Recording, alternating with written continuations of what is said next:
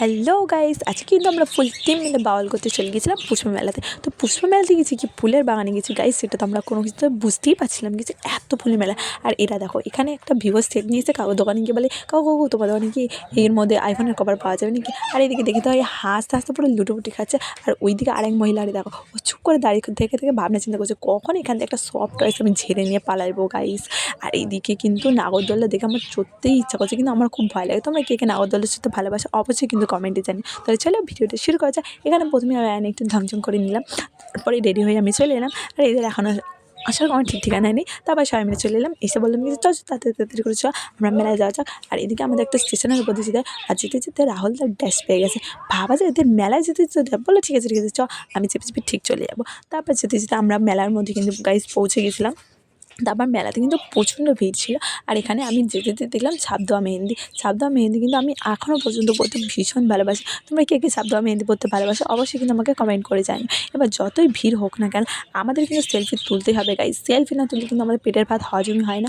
মেলায় যাই যেখানে যাই সেলফিটা আমাদের মোস্ট ইম্পর্টেন্ট। তারপরে আমরা এত ভিড় বলে প্রথমেই চলে গেছিলাম সবজি ফল এইসব কিছু কিন্তু দেখতে। আর এখানে ছোটো ছোটো গাছে এত সবজি এত ফুল হয়েছিল মানে সে বলার বাইরে, খুব সুন্দর সুন্দর লাগছে। ছোটো ছোটো গাছের মধ্যে লাউ কুমড়ো সব কিছু মানে হয়েছিল।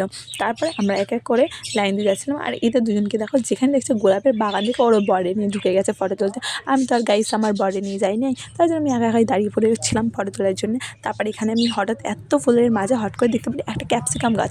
এইটুখানি গাছের মধ্যে এত ক্যাপসিকাম হতে পারে গাইস, মানে ভাবা যায় না। পুরো একদম এর মতো ভাবি যেমন একদম অল্প বয়সে একদম পেকে ঝুনো হয়ে গেছে, তেমনি পুরো এর মতো হয়ে গেছে। আর এখানে এই ভোল বাবাটাকে আমি অনেকক্ষণ ধরে ভাবছিলাম কিছু ফটো তুলবো কিন্তু এত ভিড়ের জন্য তুলতে পারিনি। কিন্তু অবশ্যই আমি তুললামই, ফটো তুলবো না এটা কখনো হতে পারে গাইস।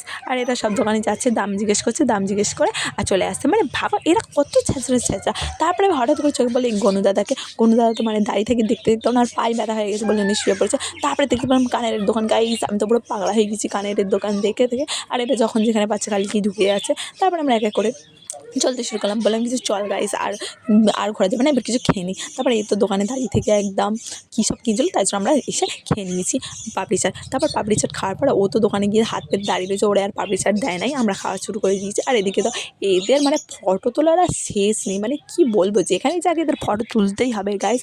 আর এরা আর ফোনে গল্প করা শেষ হচ্ছে না। তো যাই হোক তারপরে এদের দেখা দেখি ভালো মিলছে, তোরা এত ফটো তুলছিস আমি কেন তুলবো না, তাই দেখে বললাম আমারও কিন্তু একটু সুন্দর করে কয়টা ফটো তুলে দেয়। তারপর আমরা সব কিছু সুন্দর মতো ফটো তুলে নিয়ে চলে গেলাম আর কটা দোকানে। এখানে একটা দোকানে গিয়ে দেখি কাকু ম্যাজিক খেলা দেখাচ্ছে, বলে কি এখানে সব পেজ সাদা দাও ওতে ও মা দেখি কিছুই দেখালো না। তো তারপরে হট করে আমরা পিছন ঘুরে দেখি আমরা রোহনের খুঁজে পাই নাই। তারপরে ওরে খুঁজতে গিয়ে দেখি যে একটা দোকানের মধ্যে ও গিয়ে খাইতে ঢুকছে, ঢুকে বলে কি খাবি এদিকে ও আমরা খুঁজে মারছে, ওর কোনো সেই সব দিকে চিন্তা নাই। তারপর আমরা চলে গেছিলাম সামনে ফুচকা খেতে। আর এদিকে আমি পাতা পেতে দাঁড়িয়ে রয়েছি, কাকু আর আমার ফুচকা দেয় নাই।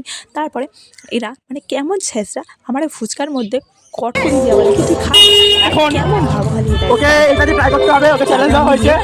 দেখুন ওকে বলুন কেমন খেতে হচ্ছে। একটু বলে দাও জিনিস আছে ভাই এরকম গজা এরকম মিষ্টি গজা ও খেয়ে বলবে। তো যখন খেতে ছিল গাইস কি বলবো, আমি না পাচ্ছি আমাদের খেতে না পাচ্ছি আরে তোমরা একটু কথা বলো। তারপরে ঠিক আছে চল রাত হয়ে গেছে যখন, তাহলে আমরা গিয়ে একটুখানি ফাংশন দেখে আসি। তারপর ফাংশন দেখতে দেখতে কিন্তু গাইস অনেকটা রাত হয়ে গেছিলো। তারপরে দেখো ফাংশন